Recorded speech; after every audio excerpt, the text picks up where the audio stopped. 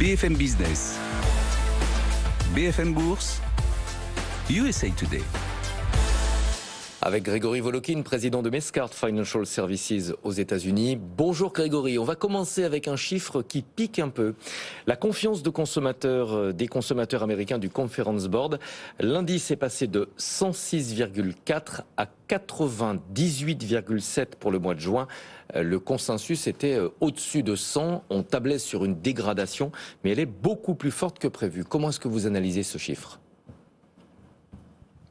C'est un chiffre très intéressant parce qu'en fait, cette confiance du consommateur, elle est à deux vitesses. Le chiffre dont vous parlez, c'est la confiance, je dirais, dans le futur, comment les choses vont aller et comment le consommateur, en fait, va se sentir, comment il pense qu'il va se sentir. Et là, on est au plus bas, ça c'est vrai.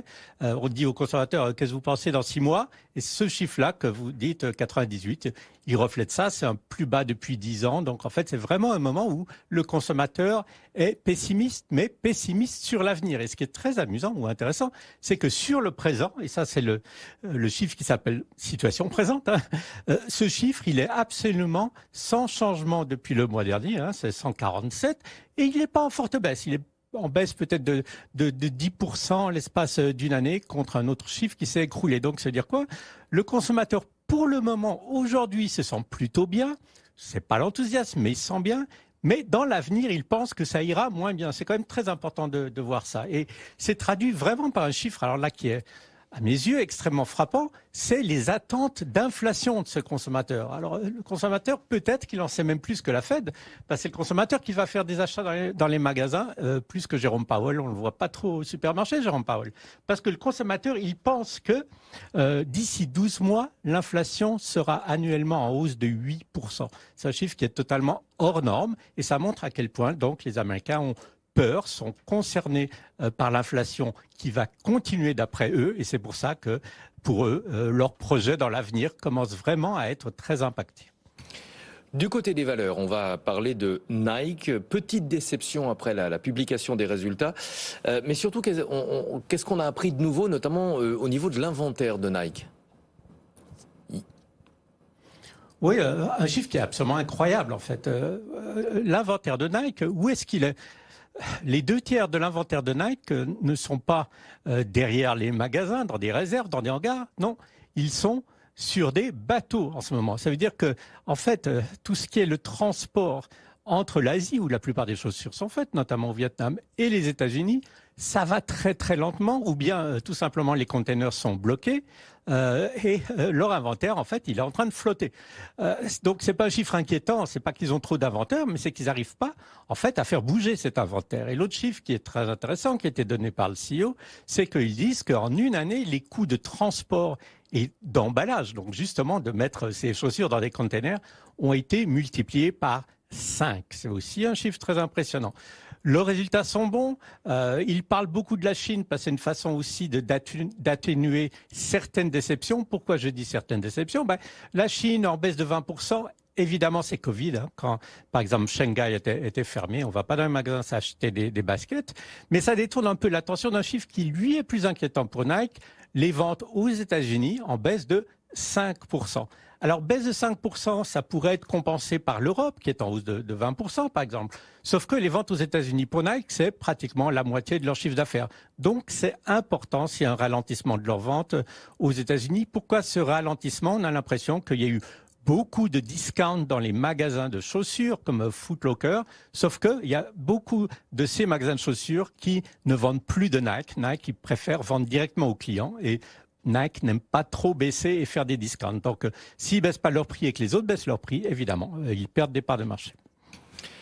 On va parler d'un deal qui devait se faire, Grégory, mais qui n'aura pas lieu. Walgreens ne va pas se séparer de la chaîne de drugstore Boots. Ça dépasse vraiment le cadre de ces deux entreprises. Vous pensez que c'est important pour l'ensemble du marché? Pour quelles raisons? Alors, remettons peut-être nous dans le passé où il y a 6 mois. Il y a 6 mois qu'une compagnie telle que Walgreens voulait se séparer d'une division, qu'elle cherchait des investisseurs, en général de private equity, des financiers. Il les trouvait. Pourquoi il les trouvait? C'est qu'il y a 6 mois, pour emprunter, on payait pratiquement pas d'intérêt. Donc c'était facile, entre guillemets, de financer un achat et de le rembourser grâce au cash flow de la compagnie. Là, qu'est-ce qu'ils disent?